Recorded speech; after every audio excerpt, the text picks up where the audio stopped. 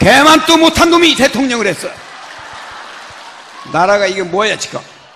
반갑습니다. 송주준입니다. 오늘 저는 뽀빠이 이상용 씨에 대한 이야기를 해보도록 하겠습니다. 아마 영상을 보고 계시는 많은 분들이 이상용 씨 하면은 우정의 무대를 떠올리실 것 같은데요. 진짜 70년대부터 시작해가지고 90년대까지 방송계를 거의 장악했다라고 얘기할 수 있는 분이 바로 뽀빠이 이상용 씨죠. 겉으로 봤을 때는 이분이 워낙에 몸도 좋으시고 그리고 또 웃기신 분이다 보니까 개인적인 아픔이나 상처가 별로 없으신 분 같은데 알고 봤더니만 이분과 관련돼가지고 사건 사고가 정말 많았습니다. 결론부터 좀 말씀을 드리면 뽀빠이 이상용 씨가 잘못했던 적은 없었습니다. 반대로 이상용 씨가 수많은 루머에 피해를 받았던 피해자였는데요. 오늘 저는 영상을 통해서 그런 이야기를 좀 해보고자 합니다. 우정의 무대로 1990년대 엄청난 인기를 끌었던 뽀빠이 이상용 씨.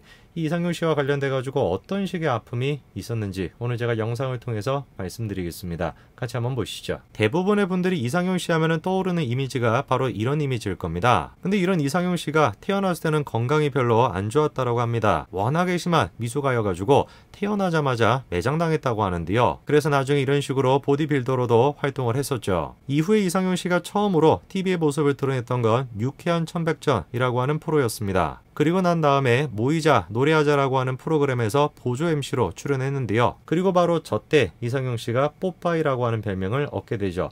그러니까 1970년대에는 이상용 씨가 어린아이들의 우상 같은 그런 존재였던 겁니다. 그리고 난 다음에 1990년대가 되게 되면은 이상용 씨를 완전히 전국적으로 이름을 알렸던 프로그램이 등장을 하죠. 바로 그 유명한 우정의 무대입니다. 정말 긴 세월 동안 이상용 씨가 우정의 무대 프로를 진행을 했었고요. 그때 당시 유해진 씨도 출연했다고 합니다. 우정의 무대 프로가 진짜 엄청난 인기를 끌었죠. 제가 이제 91년생이니까 사실상 제가 태어나기 전부터 존재했던 프로그램이거든요. 근데도 제가 저 프로를 알고 있습니다. 그 정도로 진짜 엄청난 인기를 끌었던 프로죠. 가만히 한번 생각을 해보면 저런 식의 굵직굵직한 프로그램을 워낙에 오랫동안 MC를 맡았으니까 이상용 씨가 돈도 많이 모았겠다, 좋은 집에 살겠다 라는 생각이 드실 텐데요. 사실은 그렇지가 않습니다. 이상용 씨는 거의 전 재산을 들여가지고 아이들을 돕는데 돈을 썼는데요. 한국 어린이 보호회, 현재는 이제 세이브 더 칠드런 요 단체를 이상용 씨가 만들기도 했고요. 뽀빠이 패밀리라고 하는 단체도 마찬가지로 만들었는데 그 단체는 심장병 어린이들을 돕는 그런 단체였습니다. 그래가지고 모든 돈을 아이들을 돕는데 다 쓰다 보니까 정작 이상용 씨는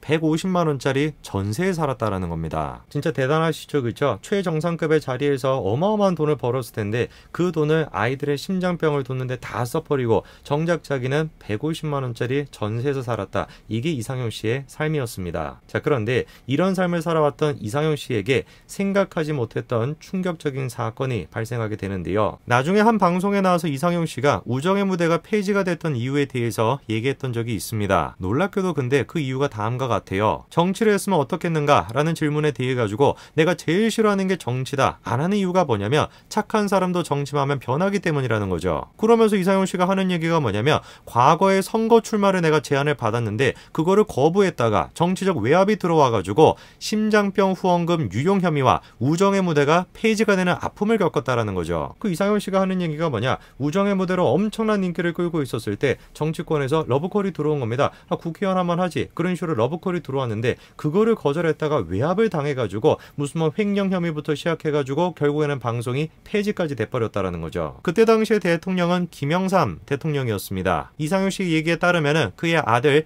김현철 씨가 자신에게 그런 식으로 국회의원 출마를 제안했다라고 하는데요. 정말로 이상용 씨가 김현철 씨의 제안을 거부해가지고 프로그램이 폐지가 되고 외압을 받았는지 그거에 대해서는 우리가 알 수가 없습니다. 그러나 분명하게 알 수 있는 거 한 가지는 있습니다. 한창 이제 이상용 씨가 우정의 무대로 잘 나가고 있었을 때 충격적인 보도 한 가지가 나왔던 거죠. 자, 보시게 되면 이게 1996년도에 그때 당시의 기사인데요. 이상용 씨가 후원금을 횡령했다라고 하는 그런 지금 기사입니다. 해당 내용은 추정 60분이 집중적으로 보도해가지고 전국에 있는 사람들이 알게 되었는데요. 너무나 충격적이죠, 그렇죠? 자기는 무슨 전세금 100만원짜리에 살고 있고 번 돈 모든 것들을 갖다가 심장병 아이들을 위해서 다 썼다라고 하는 게 이상용 씨에 대해서 갖고 있던 이미지였는데 저 보도를 통해서 추정 60분을 통해 가지고 한순간에 이상용 씨는 횡령했던 사람이다. 그렇게 지금 된 겁니다. 정말로 사실이었을까요? 만약에 저게 사실이 아니었다라고 한다면 이상용 씨가 돈을 줬던 아이들, 그 돈으로 심장병 수술을 받았던 아이들, 그 아이들 아이들이 증언해주지 않겠습니까? 실제로 그래가지고 심장병 수술을 받았던 가족들이 뭐라고 하는 거냐면 말도 안 된다라는 거죠. 방송사까지 직접 찾아갔음에도 불구하고 진입 불가로 목소리를 전달할 수 없었다라는 겁니다. 추적 60분을 통해 가지고 이상윤 씨가 횡령을 했다라고 하는 내용이 보도가 됐고,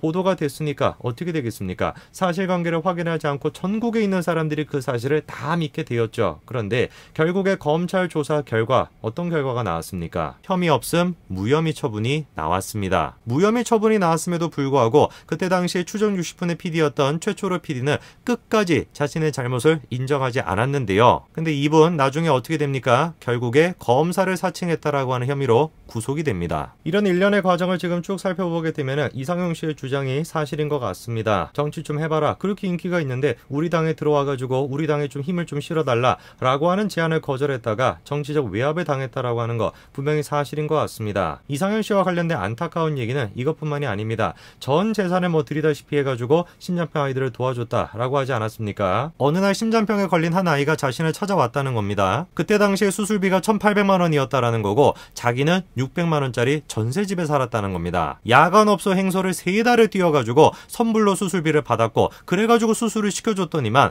49명 가까이가 자기 집에 찾아왔다는 겁니다. 그렇게 1명 2명 수술을 시켜가지고 결국에 567명 가까이 되는 아이들을 수술을 시켜줬다는 거죠. 근데 이상효 씨가 하는 얘기가 뭐냐면 수술비를 지원해주기 전까지는 그 아이의 가족들이 내가 진짜 식모살이라도 해가지고 이거를 갚겠다라고 얘기를 했는데 정작 수술을 다 받고 난 뒤에는 어떻게 한다라는 거에 연락하면 안다라는 겁니다. 567명의 아이들을 자기는 무슨 몇백만 원짜리 전세에 살면서 사실상 심장병 수술을 시켜줬으니까 생명을 구해준 거 아닙니까? 그렇게 생명을 구해줬음에도 불구하고 연락 한 명 안 온다라는 겁니다. 나중에 시간이 한창 지나고 난 뒤에 이상현 씨가 다시 무대에 복귀를 하고 그리고 또 코미디 쇼를 통해 가지고 무대 공연을 통해 가지고 많은 인기를 얻었는데요. 근데 그 무대도 마찬가지로 문제가 또 됐다고 합니다. 왜냐? 무대에서 이상현 씨가 했던 그때 당시의 얘기를 한번 들어보시죠. 대통령네 집에 개가 한 마리 있어.